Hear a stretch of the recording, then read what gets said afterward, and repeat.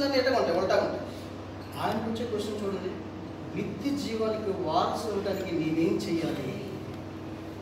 ఎంత మంచి ఆశ అది, ఎంత మంచి క్వశ్చన్ అది. మనకు వస్తుంది ఎప్పుడైనా అదే కళ్ళ కూడా రాదు. మనకున్న ఆశలు, మనకున్న కోరికలు, మనకున్నవన్నీ వేరు. తర్వాత రైట్ పర్సన్ దగ్గరికి వచ్చాడు. రైట్ పర్సన్ ఎవరి దగ్గరికి రావాలో వాళ్ళ దగ్గరికి వచ్చాడు.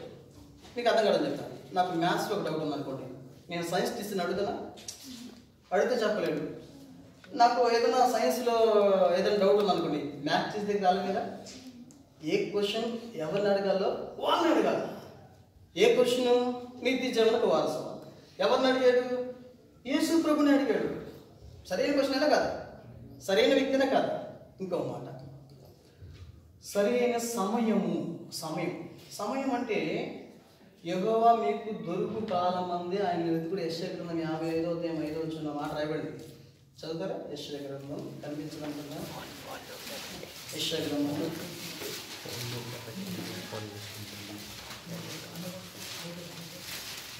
నీ వెలుగుల జనులను పిలిచెదవు, నీ వెలుగుల జనులు యెహోవాని మహిమపరచు. యెహోవాని దొరుకు కాలం అంది. చాలండి. Right age, right question, right person, right time. ఆయన దాటి వెళ్ళిపోతే అడగలేడు. ఎవరిని అడుగుతాడు? అడుగుతాడా? రైట్.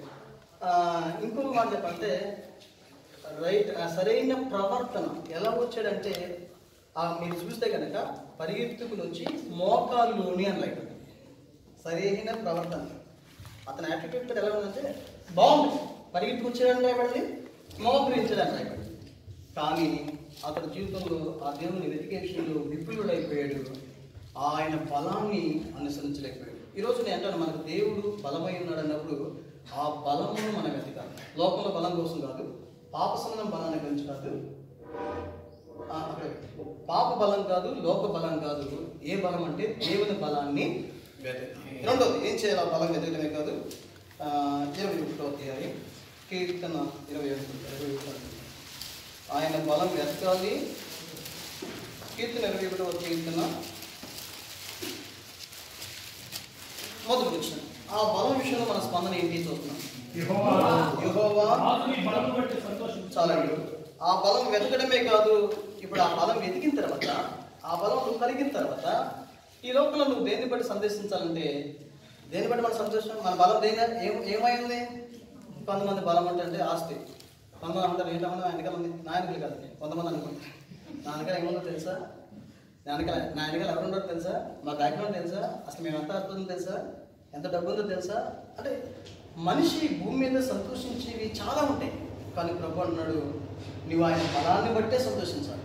ఈరోజు నా బలం ఎవరు అంటే నా దేవుడు. ఈ లోకంలో ఒక్కడిగా నేను బ్రతుకుతాను, ఎందుకంటే నాకు బలమైన దేవుడు నాకు ఉన్నాడు. మనం సంతోషించాల్సినవి కొన్ని ఉన్నాయి. యెహోవాను బట్టి సంతోషించు అని రాయబడింది. కీర్తన మొదటి కీర్తన 2వ వచనం ఏమని రాయబడింది? మొదటి కీర్తన 2వ వచనం, యెహోవా ధర్మశాస్త్రం నందు చాలా దేని బట్టి ఆనందించాలండి. ఎప్పుడైనా మనకి బైబిల్ చదువుతున్నప్పుడు ఆనందం వచ్చిందా, నిద్ర వచ్చిందా? కొంచెం నిజం మాట్లాడతాం. బైబిల్ చదివేటప్పుడు ఆనందం వచ్చిందా, నిద్ర వచ్చిందా? చెప్పండి, అబద్ధాలు ఆడుకుని చెప్పండి. వచ్చి ఎవరికైనా బైబిల్ చదివేటప్పుడు నిద్ర రాలేదండి? నాకు వచ్చిందండి అని చెప్తున్నాను. చాలాసార్లు బైబిల్ చదివేటప్పుడు కొత్త రక్షించబడినప్పుడు ఏదైనా చదువుతాం. న్యూస్ అయినా ఫోన్ వచ్చిందంటే గంట మాట్లాడతాము, లేదంటే ఒక పేపర్ తీసుకున్నామంటే అయ్యే వరకు చూస్తాము, లేదంటే ఒక చిన్నది ఏదైనా ఒక వీడియో వచ్చిందంటే వాట్సాప్లో అయ్యేంత వరకు చూస్తాము, ఏదైనా చదువుతాము. ఒక పాంప్లెట్ తీసుకున్నామంటే కంప్లీట్గా చదువుతాము, అన్నీ చూస్తాము. బైబిల్ దగ్గరికి వచ్చేప్పటికి ఎలా ఉంటుందంటే నిద్ర వచ్చేస్తుంది. చాలా కష్టం. అది ఆనందించేవాడికి రా. ఆయన బలము వెతకడమే కాదు, రెండోది ఆయన బలము మన స్పందన ఎలా ఉండాలండి? సంతోషించాలి. కీర్తన 13:3 ఆయన బలం విషయంలో మనము సంతోషించాలి, బలాన్ని వెతకాలి. రెండోది బలాన్ని ముందు సంతోషించాలి. కీర్తన 18లో ఒక మాట మీకు జ్ఞాపకం చేస్తాను. 32 వచ్చి చదవండి. ఆయన బలం విషయంలో మన స్పందన ఏంటి? బలమును ధరింపచేయవాడు నాయనే. చాలా మంది ఇలా ఉంటారు. ఎలాగంటే చాలా దేవుడు బలవంతుడండి, చాలా మంచి బలం కలిగిన వాడండి, నిజంగా ఇశ్రాయేలు ప్రజలు 430 సంవత్సరాలు ఐగుప్తులు బానిసలు ఉన్నప్పుడు వారిని బయట తీసుకొచ్చారండి, నా దేవుడు చాలా బలమైన వాడు అనేది చాలా మంది ఎలా ఉంటారంటే చెప్పుకోవడానికే ఉంటుంది, రాసుకోవడానికే ఉంటుంది, చదువుకోవడానికి ఉంటుంది, జ్ఞాపకం చేసుకోవడానికి ఉంటుంది. ఇప్పుడు ఆ బలము నేను ధరించాలి అనేది చాలా మందికి తక్కువ ఉంటుంది. దావీదు, నేను అదే చెప్పాను, దావీదు గురించి మాట్లాడటం ఒక ఎత్తు అయితే దావీదు లేక బ్రతకటం ఒక ఎత్తు. అవునే కదా, దావీదు గొలియాతును జయించాడంట విన్నాం. మనం దావీదు జీవితంలో దావీదు అనుకులకు మనం రాకపోతే నేనేమంటా అంటే దైవ బలం అని మనం ధరించాలి. ఈ లోక బలం కాదు. నువ్వు జిమ్మికి వెళ్ళి గంటలు పెంచుకుని ఇది గురించి మాట్లాడలేనే. ఏమంటానంటే దైవ బలం మనం ధరించాలి. పరపక్షమందున్నవాడు భయపడే స్థాయిలో మనం రావాలి ఆత్మీయ. ఈరోజు సాతాను మనం చూస్తే భయపడాలా వద్దా? ఎందుకు భయపడతాం? అమ్మో వాడు సామాన్యుడు కాదు, వాడు ఎవరు? దేవుని బిడ్డ, వాడి దగ్గరికి వెళ్ళలేదు.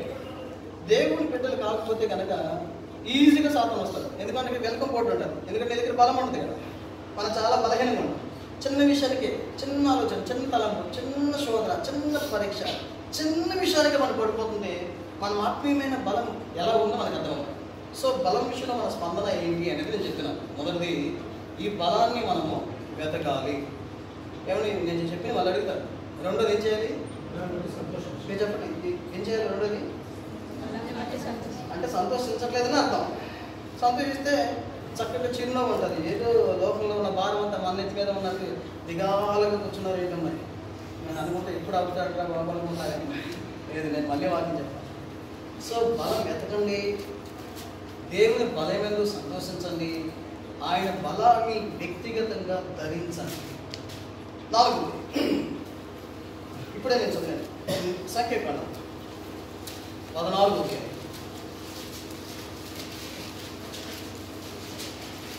18 సంఖ్యాకాండం 14-18. లాస్ట్ మాట చదివండి చాలండి.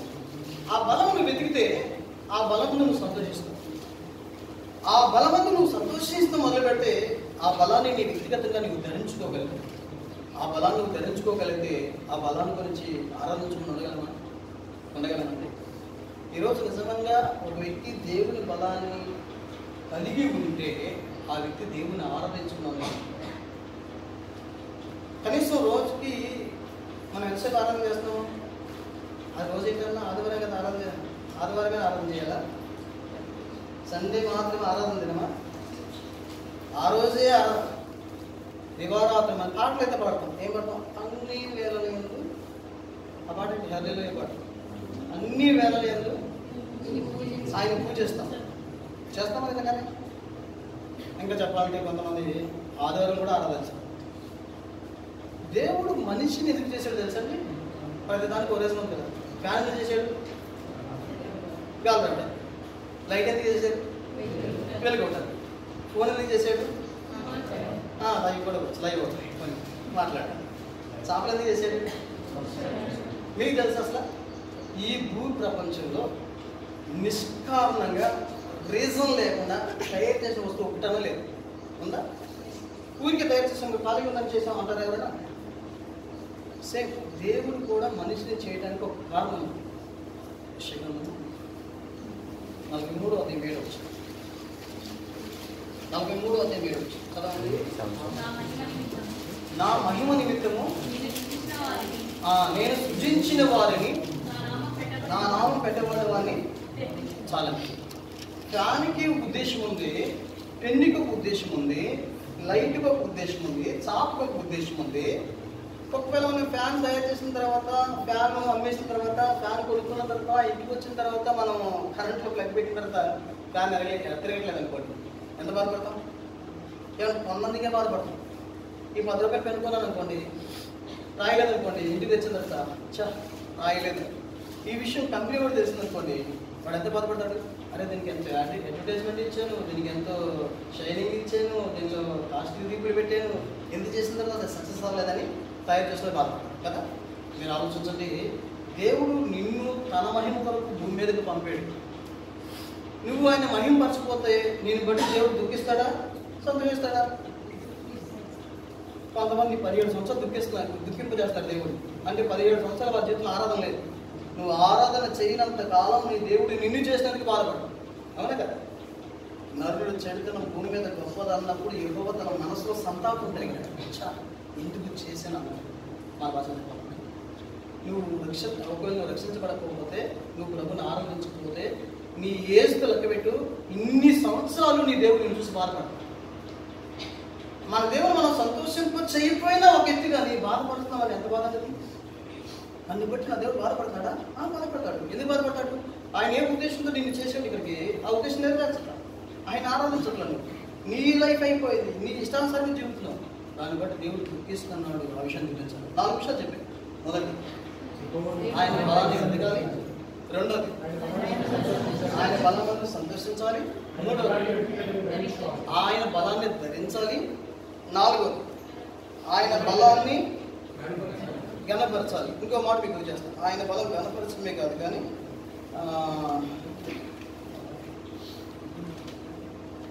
ఇంకొక మాట మీకు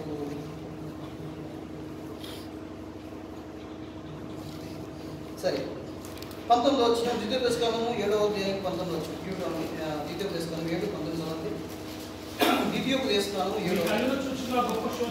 నీ కన్నులు చూచిన ఆ గొప్ప శోధనలు, సూచక క్రియలు,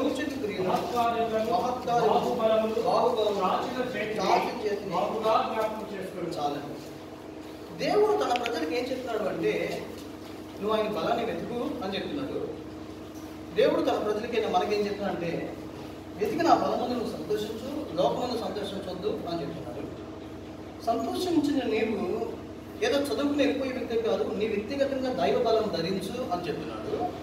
ధరించిన నీవు ఆ బలాన్ని నువ్వు ఘనపరచు అని చెప్తున్నాడు. ఇక 5వది ఏమి చెప్తానంటే, ఇక్కడ ఎప్పుడైతే ఆ బలాన్ని నువ్వు ఘనపరుస్తావో, లోకంలో మనకి వచ్చే ప్రతి చూడండి, నేను అనుకుంటాను, గొల్లియాతు దగ్గరికి దావీదు వెళ్ళినప్పుడు సౌలు ఏమంటాడంటే, అయ్యా నువ్వు బాలుడికి నీకు బలం చాలు, బాలుడు నీకు బలం చాలు, నువ్వు ఆగిపోయినా చూతకి ఎర్రగా బుర్రగా చక్కగా అమ్మాయి చాలా ఎందుకు దావి చాలా అమ్మాడు మంచి సుందరుడు అన్నాడు బయట. అలా చూసినప్పుడు అసలు ఇంకా చెప్పండి, గొల్లియాతు దగ్గరికి దావీదు వస్తుంది, అసలు గొల్లియాతు కనపడలేదంట. దావీదు అటు ఇటు చూసి ఏడు ఈడ అన్నట్టుంది. అయ్యా నువ్వు చిన్నవాడివి, అందంగా ఉన్నావు, నీకు పొలం అలవాట్లేదు అంటా చూడమంటారు. ఎక్కడ నీకు ఇది అలవాట్లేదు, నువ్వు వెళ్ళిపో, నువ్వు పొలం చాలదంటే దావీదు ఏం చేశాడు తెలుసా? ఒకసారి ఆలోచించాడు. నేను గొర్రెలు కాస్తున్నప్పుడు సింహం వచ్చింది కదా, సింహం గడ్డం పట్టి దాన్ని చంపేది. నేను గొర్రెలు కాస్తున్నప్పుడు ఎలుగుబంటి వచ్చింది కదా, ఆ ఎలుగుబంటి నేను చీల్చేసేసాను. సింహం బలం నుంచి, ఎలుగుబంటి బలం నుంచి తప్పించినప్పుడు, అరే ఈ పరిస్థితిని తప్పించలేదా, ఈ పరిస్థితిని జయించలేదా అంటే, దేవుడు తన జీవితంలో చేసిన కార్యాలు ఒకసారి జ్ఞాపకం చేసుకున్నాడు.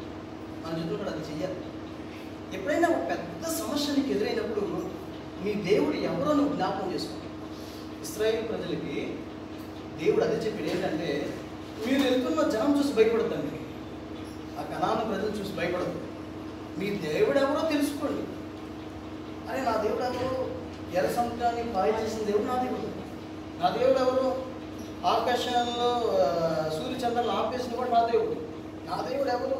మహా అద్భుతమైన కార్యాలు చేయగలడు, సర్వశక్తుడు నా దేవుడు. దైవ బలం మనం ఎప్పుడైతే జ్ఞాపకం చేసుకుంటామో, మన భాష చెప్పాలంటే మన ఫోన్కి ఛార్జ్ పెట్టాలి, ఒక్కసారిగా మనకు చాలా బలం వస్తుంది. నువ్వు బలహీనమైపోయిన ప్రతిసారి నీ దేవుడు ఎంత బలమైన కూడా జ్ఞాపకం చేసుకోవాలి. సో 5వది మన స్పందన ప్రధానం. ఆయన బలం విషయంలో ఏం చేయాలంటే జ్ఞాపకం చేసుకోవాలి, ఎప్పుడు కూడా మర్చిపోకూడదు. అందుకే దావీదు అంటాడు, ఆయన చేసిన ఉపకారాల్లో మనమైతే దేని గుర్తుపెట్టుకోవాలి. ఎన్ని కార్యాలు చేసి ఉంటాడు మన జీవితంలో. వ్యక్తిగతంగా నీవే అసలు ఆలోచించి కలుగుతుంది.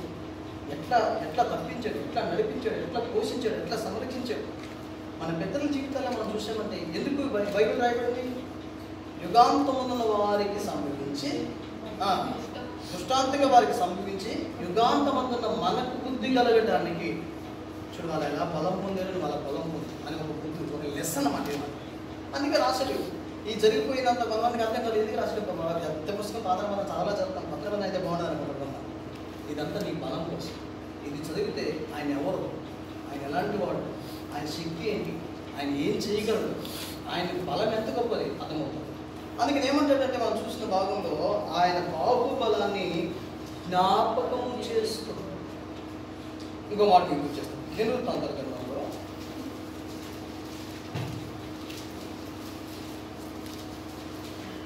మొదటి దినవృత్తాంతాలు 16వ అధ్యాయం 11వ వచనం. మొదటి దినవృత్తాంతాలు 16వ వచనం చదవండి. ఆయన బలం విషయం మా స్పందన 6వ ఏంటి చదవండి. యెహోవాను ఆశ్రయించుడి, ఆయన బలమును ఆశ్రయించుడి. చాలండి. ఆయన బలం ఎంత గొప్పదో నీకు అర్థమైతే ఇప్పుడు ఆ బలాన్ని నువ్వు కోరుకుంటాం. మీ జీవితంలో ఏం చేస్తామండి? ఆశ్రయిస్తాం. అంటే ఏంటి? ఇప్పుడు నేను ఆశ్రయం కింద మనం ఉన్నాం. ఇప్పుడు ఈ బిల్డింగ్ కింద మనం ఉన్నాం అంటే మనకి ఇది ఆశ్రయం. అర్థమైందండి? ఆ బలం దగ్గరికి నువ్వు వస్తావు. నీ జీవితంలో ప్రతి చిన్న సమస్యకి ఎక్కడికి పరిగెడతావు? జ్వరం వచ్చిందండి, ఎక్కడికి వెళ్తావు? ఖచ్చితంగా వెళ్తాను, నాకు తెలుసు. ప్రార్థన చేసుకోవాలి నువ్వు. ఒక సమస్య వచ్చినప్పుడు, ఒక నష్టం వచ్చినప్పుడు, ఒక బాధ వచ్చినప్పుడు, ఒక ఇబ్బంది వచ్చినప్పుడు ముందు దేవుడి దగ్గరికి పరిగెత్తాలి. ఎందుకంటే ఆయన ఆశ్రయించాలి. ఆయన ఆశ్రయించే వారికి ఆయన ఏ మేలు కొదువ బైబిల్లో మాట్లాడండి. సింహపు పిల్ల అయినా ఆకలి కలిగి ఉంటారు. సింహం ఎవరు? అడవికే రాజు. అడవికి రాజు పిల్లలకి అడవిలో ఆహారం లేకపోయినా ఆయన ఆశ్రయించే వారికి ఏ మేలు కొదువ ఊహిస్తారు. అట్లా ఎంత గొప్ప మాట. అడవికి రాజు అయిన సింహానికి పిల్లలు ఉండవా? మేత ఉండదండి. తన ఇష్టం ఏదేం తినొచ్చు. అవసరమైతే ఆ సింహపు పిల్లలు అయినా ఆకలిగా ఉంటాయేమో కానీ దేవుడు ఏమన్నాడు సార్, నన్ను ఆశ్రయిస్తే ఆ వ్యక్తికి ఏ మేలు పొదుపై మన భక్తి అలా జీవించు. నేను అంటాను ఆయన విషయంలో మన స్పందన ఏంటంటే ఆశ్రయించు. ప్రతి చిన్నదానికి ఆయన పైన ఆధారపడదు. ఆయన బలాన్ని కోరుకుందాం. ఆయన బలం కొరికే ప్రార్థించదు. ఆయన బలం కలిగి జీవితం. ఆకృతి 7 ఆయన బలం విషయంలో 7వది మన స్పందన ఏంటి, మనం ఎలా స్పందించాలి? కీర్తన 8:4 చదవండి. యెహోవా స్తోత్రార్హ క్రియలను ఆయన బలమును ఆయన చేసిన ఆశ్చర్యకార్యం దాచుకున్నాడు. ఆయన బలమును ఆయన చేసిన ఆశ్చర్యకార్యం దాచకుండా వాటిని వారి పిల్లలకు మీరు చెప్పారు. చాలా. ఇప్పుడు ఆ బలము, ఆయన బలం విషయంలో మన స్పందన ఏంటో చెప్పాను 8 విషయాలు.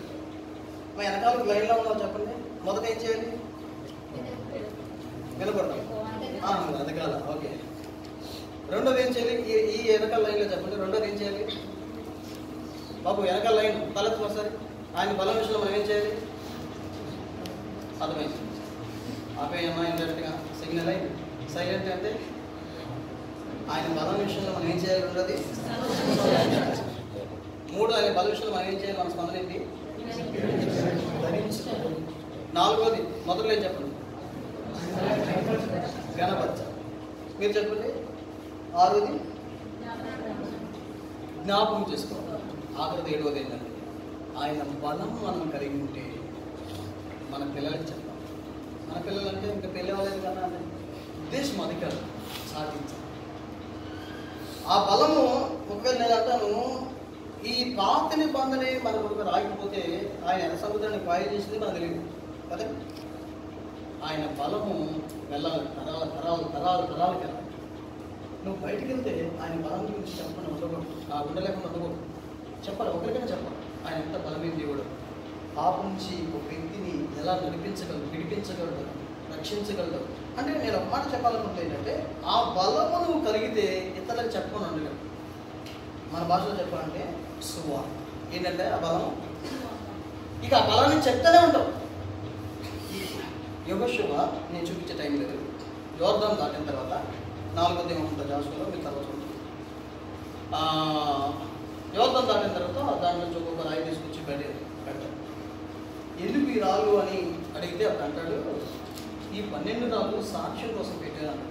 అంటే ఏంటి అని అడిగితే అప్పుడు చెప్తాడు మనం చచ్చిపోతాం, తర్వాత మన పిల్లలు వస్తారు. వాళ్ళు అడుగుతారు ఏంటి రాళ్ళు గొప్ప అంటే, అయ్యా మన దేవుడు యాజకులు అడుగు పెడతాగానే యోర్దాన్ని పాయలు చేసాడు, అది తెలియటానికి జ్ఞాపకార్థంగా పెట్టిన రాళ్ళు. అంటే ఏంటి? ఆయన బలం చూసిన ప్రతిసారి నెక్స్ట్ జనరేషన్ చెప్తానే ఉన్నారు. ఈ కీర్తన ఆసాపు రాశాడు. మనం చూసిన 78 కాదు, 78 కీర్తన ఆసాపు రాశాడు. ఆసాపు తర్వాత సొలొమోను మందిరం కట్టిన తర్వాత, ఆసాపు దావీదు కాలంలో ఉన్న వ్యక్తి. నేను చెప్పాను లేవి గోత్రానికి చెందినవాడు. లేవి సంతానమైన గెర్షోను లేవికి 3 కొడుకులు ఉన్నారు. గెర్షోను, కహాతు, మరాతు. వీళ్ళ 3 కొడుకులు గెర్షోను సంతానం చెందినవాడు ఈ ఆసాపు. నేను చెప్పాను, తాళాలు వాయించేవాడు, మనసు మీద పరిచయం చేశాడు, పైరులో రిలేటెడ్గా జీవించాడు, గాయకుడిగా ఉన్నాడు, పాటలు పాడేవాడుగా ఉన్నాడు, రచయితగా ఉన్నాడు, దీర్ఘదర్శిగా ఉన్నాడు. తర్వాత సొలొమోను మళ్ళీ మందిరం కట్టాడు. దావీదు కొడుకు ఎవరు? సొలొమోను. దావీదు కొడుకు ఎవరమ్మా? దావీదు కొడుకు ఎవరు?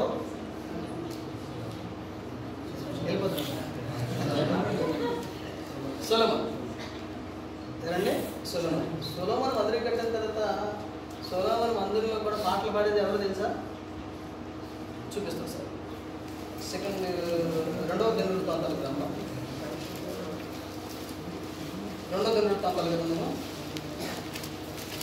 5వ అధ్యాయం.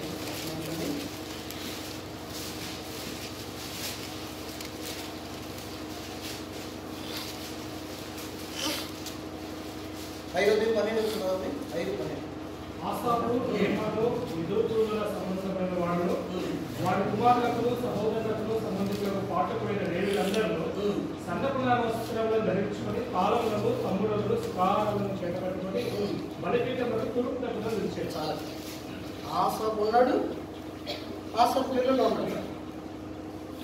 ఎలా ఉండుంటారు? చూడ తండ్రి బాగుంటే పిల్లలు బాగోరు. ప్రధానంగా బైబిల్లో చరిత్ర అలాగే ఉంది. కానీ ఆసాపు భక్తిగా బతికాడు, తన భక్తి పిల్లలకి చెప్పాడు. ఇప్పుడు దావీదు టైంలో అంత స్థానంలో ఉన్న తర్వాత కూడా సొలొమోను టైంలో మందిరం ఎదుట యాజక సేవ, పాటలు పాడే పరిచర్య ఎవరికి మళ్ళీ దక్కిందంటే ఆసాపుకి, వాళ్ళ పిల్లలకి. వాళ్ళందరూ పాడతారు. అంటే తన భక్తి వారసత్వం ఇచ్చాడు. ఆయనకి ఎట్ట ఇచ్చుంటాడు? చెప్పుకుంటాడు, అరే మన దేవుడు సామాన్యుడు కాదు, ఆయన బలం కలిగిన వాడు. పిల్లలకి చెప్పాడు. మనం ఏం చేయాలంటే మన పిల్లలకి చెప్పాలి, మన ఇంటి వారికి చెప్పాలి, మన స్నేహితులు చెప్పాలి, నీకు పరిచయమైన ప్రతి వారికి చెప్పాలి. రేపొద్దున ప్రభు పర్వకంగా అడుగుతాడు, నువ్వు ఆ వ్యక్తిని ఎందుకు సువార్త చెప్పలేదని అడుగుతాడు. ఆ వ్యక్తి పలానా రోజు నీ దగ్గరికి తీసుకొచ్చాడు కదా, ఆ రోజు ఎందుకు చెప్పలేదంట. మనకు గుర్తురాదు ఎందుకు తీసుకొచ్చాడు. ఎప్పుడు అడుగుతాడు, బ్రదర్ టైం ఎంత అని అడిగాడు. అంటే దేవుడే ఒక వ్యక్తి నీ దగ్గర తీసుకొస్తాడు. రేసిన ఏదైనా కావచ్చు, ఒక మాట చెప్పేసి నీ దేవుడు ఎవరు. కాబట్టి మనం ఆయన బలం విషయంలో మన స్పందన ఏంటంటే ఆకలి ప్రకటించాలి, తెలియచేయాలి. అర్థమైందండి? అలాంటి స్పందన కలిగి మనం బ్రతుకుతాం. ప్రార్థన చేస్తాం. కలుగుసుకుందాం, ప్రార్థన చేస్తాం. దయచేసి అందరూ కలుగుసుకున్న ఒక్క నిమిషం. ఈరోజు ఆ బలాన్ని మనం కలిగి ఉన్నామా? ఆ బలాన్ని మనం కలిగి ఉన్నామా? ఈ మొదటిది నీకు అర్థమైతేనే మిగతాది నీకు అర్థమవుతుంది. ఆ బలంలో కలిగి ఉండాలంటే ఆ ప్రభువుని నువ్వు అంగీకరించాలి. ఆయన నీ కొరకు లోకంలోకి వచ్చాడు 2000 సంవత్సరాల క్రితం. యేసు అనే పేరుతో వచ్చాడు. మనం అందరం పాపలు జీవిస్తాం. పాపానికి శిక్ష ఉంది. ఆ శిక్ష నరకానికి పాత్రలు. ఈ నరకం నుంచి తప్పించడానికి ఆయన లోకానికి వచ్చాడు. శిలువ మీదకి వెళ్ళాడు. ఆయన పరిశుద్ధ రక్తాన్ని చెందించాడు. ఆ రక్తం శక్తి నిన్ను బలవంతుడిగా మారుస్తుంది. ఆ రక్తం శక్తిని బట్టే నువ్వు పాపాన్ని, శాతాన్ని, శరీరాన్ని, లోకాన్ని, సమస్యని, ప్రతిదాన్ని జయించగలవు. ఈరోజు నువ్వు ఆ బలం విషయంలో ఈ ప్రత్యేకమైన స్పందన లేకపోతే ఒక మాట ప్రభువుకి చెప్పు, ప్రభు ఆ బలం నాకు కావాలి, నేను విశ్వసిస్తున్నాను. నీకు ఎన్నో విషయాలు చెప్పింది కానీ ఎక్స్ప్లెయిన్ చేయలేను. ఒకటి, ఆ బలాన్ని గురించి ఎవరికన్నా చెప్పేవారు. ఒకవేళ చెప్పకపోతే ఒక తీర్మానం చేసుకో, ప్రభా ఈ రోజు నేను ఆ బలం కలిగి ఉంటాను, ఈ రోజు నుంచి నేను ఆ బలం ముందే ఆనందిస్తాను, ఈ రోజు నేను ఆ బలాన్ని విడుతాను, ఈ రోజు నేను ఆ బలాన్ని ధరిస్తాను, ఈ రోజు నుంచి నేను ఆ బలాన్ని ఘనపరుస్తాను, ఈ రోజు నుంచి నేను ఆ బలాన్ని చాటిస్తాను. నా దేవుని బలం నేను మాత్రమే కాదు, ఎంతోమంది నరకానికి వెళ్తున్నారు. నా తల్లిదండ్రులు ఉన్నారు, నా బంధువులు ఉన్నారు, నా స్నేహితులు ఉన్నారు, నా ఊరు వారు ఉన్నారు, నా క్లాస్ టీచర్స్ ఉన్నారు. లెక్చరర్స్ ఉన్నారు, హాస్టల్లో చాలా మంది ఉన్నారు, నా ఫ్రెండ్స్ ఉన్నారు, ఊరు వారు ఉన్నారు, ఇంటి పక్కన ఉన్నారు, ఇంటి పైన ఉన్నారు, ఎంతో మందికి తెలియదు నాయన. ఆ బలాన్ని నేను చెప్తాను, ఇది నా తీర్మానం. ఆ తీర్మానంతో నువ్వు వెళ్తే కనుక ఒక ధన్యుడు. అందుకే బైబిల్ రాయండి, ఆయన బలము కలిగిన వారు ధన్యుడు. ఈరోజు అలాంటి గొప్ప ధన్యకరమైన జీవితంలోకి నీకు రావాలని మా ఆశ. ప్రార్థన చేస్తాను. ప్రేమల తండ్రి, పరిశుద్ధ దేవ, సరి సమయం ముందు మీ మాటలు మాకు దయచేస్తే ప్రభువా, మరి మీ బలం విషయంలో మేము ఎలాంటి స్పందన కలిగి ఉండాలో తెలియజేసిన మాటలు నడుస్తున్నారు. యవన కాలంలో మీ బలం విషయంలో మేము ఎలాంటి స్పందనతో బ్రతకాలి అనేది మీరు తెలియజేసిన ప్రతి మాటను దీవించండి. మరి ఎవరైతే ఆ అనుభవం లేరో, ఇంతవరకు యేసు ప్రభువుని అంగీకరించలేరో ప్రభావ, మరి అంగీకరించలేదో వారు మిమ్మల్ని మీరు విశ్వాసించి మిమ్మల్ని అంగీకరించడానికి సహాయకరమని, మీ బలం కలిగి ఈ లోకంలో బ్రతకడానికి సహాయకరమని వందనాలు చేస్తూ, మా ముందున్న సమయం మీ హస్తగతం చేస్తూ ఇక్కడ చేరిన ప్రతి వారిని కూడా మీ దేవునితో నింపమని యేసు ప్రభు నామములో ప్రార్థన చేసి వెళ్తున్నాం తండ్రి. ఆమేన్. దేవుని ప్రభువు పరిశుద్ధాత్మ దేవుని సహవాసం ఇక్కడ చేరిన ప్రజలకి మీరు ఆత్మకు సిద్ధపరచమని యేసు ప్రభు నామములో ప్రార్థించుకుంటున్నాం తండ్రి. ఆమేన్.